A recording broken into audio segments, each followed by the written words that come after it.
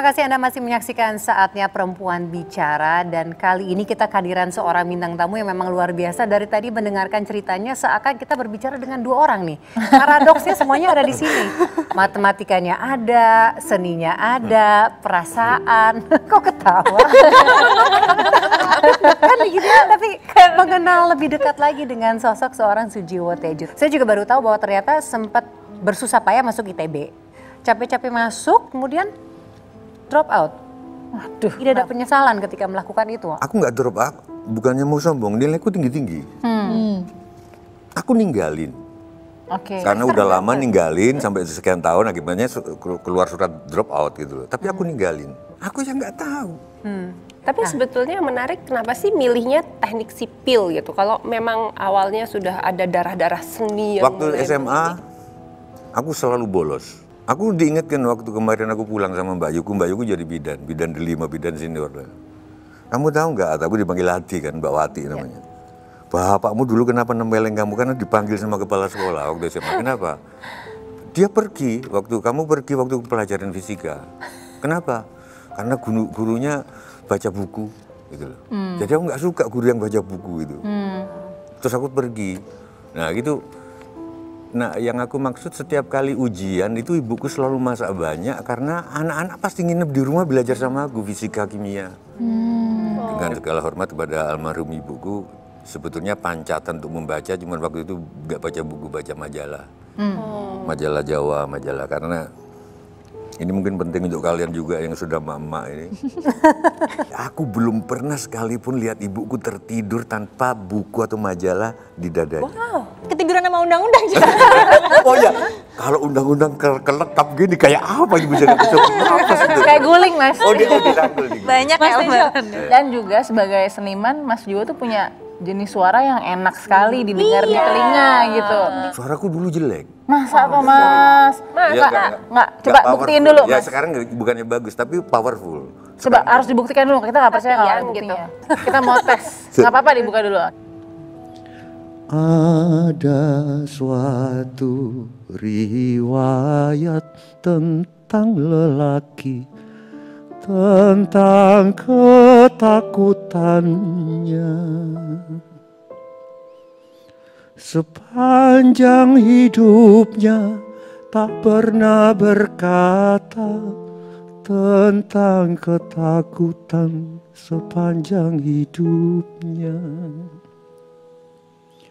Menjelang ajalnya, badannya menggigil, memanggil-manggil, dan matanya menangis, minta pertolongan kepada perempuan. Luar biasa loh. Ini terbawa. itu lihat ada yang menitikkan air mata.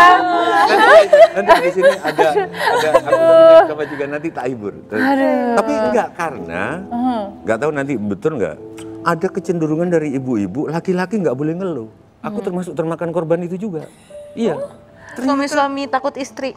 Iya, bukan maksudnya tentang ketakutannya itu udah gengsi ngomong sama perempuan. Itu maksudnya loh. nggak boleh terlihat tidak kuat gitu ya. Iya, gitu loh. Tuhan menciptakan tangis perempuan agar laki-laki melupakan tangisnya sendiri. Itu adalah salah satu quotes ya dari Mas Sujiwo Tejo. Kata-kata seperti itukah yang bisa membuat sang istri akhirnya mau menerima pinangan? Aku culik dari Mas istriku, Sujiwo Tejo? orang tuanya nggak setuju. Wah, aku gak ada kerjaan, udah pun untang lantung. Ya? Waktu itu belum ada SMS, aku lamar dia di Cilegon. Ketika aku melamar ditolak, karena memang hidupku nggak jelas. Aku bisa ketemu di masjid subuhnya, aku ngelamar tuh Isa, gitu loh. Aku pulang, ini gimana ya terdampar. Aku tidur di masjid, kira-kira 300-an meter, dan paginya kita ketemu di masjid, kita lari. Kayak di film-film ya ceritanya ya. Film-film iya. Itu Loh, ketemunya aku di mana? kadang-kadang kalau ngomong hibur diri itu nggak ada. Jangan ngaku laki-laki kalau belum pernah menculik perempuan. Ini loh, aku mau lihat nih daftar rayuannya ala Mas Sujiwo Tejo ya. Kita lihat ya, ini yang bisa kita lihat menggelitik hati kita lihat ya, apa saja. Menikah adalah nasib, mencintai adalah takdir, Kau bisa berencana menikah dengan siapa, tapi tak bisa kau rencanakan cintamu untuk siapa. Paling dahsyat, puncak kangen paling dahsyat ketika dua orang tak saling SMS, WA, email, telepon dan lain-lain, tapi diam-diam dua-duanya saling mendoakan. Gimana tadi pas baca, pas denger rasanya? Rayuannya sendiri. Tapi yang bikin aku penasaran ada satu quote-nya dari Mas Tejo seperti ini. Banyak orang pacaran, seabrek orang menikah, tapi cuma segelintir yang sempat mengalami cinta. Aku bilang itu ke anak-anakku.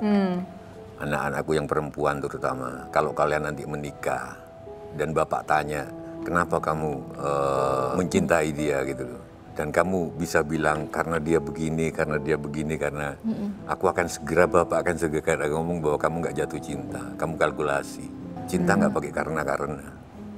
Cinta bukanlah seluruh kata-kata yang pernah ada di dunia. Karena cinta bukanlah tentang kata-kata. Quote lagi ya. Malas romantis karena takut disebut galau. Malas peduli karena takut disebut kepo. Malas mendetail karena takut disebut rempong. Malas berpendapat karena dikira curhat. Ini kayaknya relevan sama zaman sekarang ya. Kalau nanya-nanya dikit, apa sih kepo?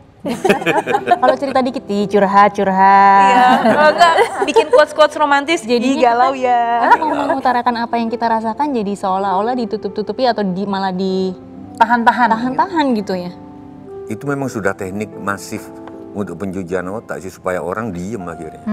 Berpendapat walau dibilang baper, dibilang curhat, biarin aja. Jadi tetaplah rempong, tetaplah kepo, tetaplah galau ya. Iya. Mas Tejo tuh nggak suka sama kata baper, kenapa Mas? Karena membuat orang yang nggak tegar cita-citanya untuk berpendapat, jadi terus diam. Kalau dia tegar, dia akan terus berpendapat.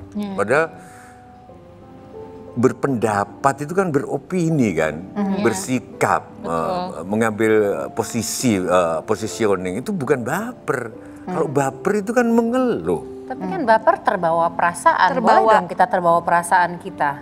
Iya sih, karena itu negeri ini kebanyakan pagi, kekurangan senja.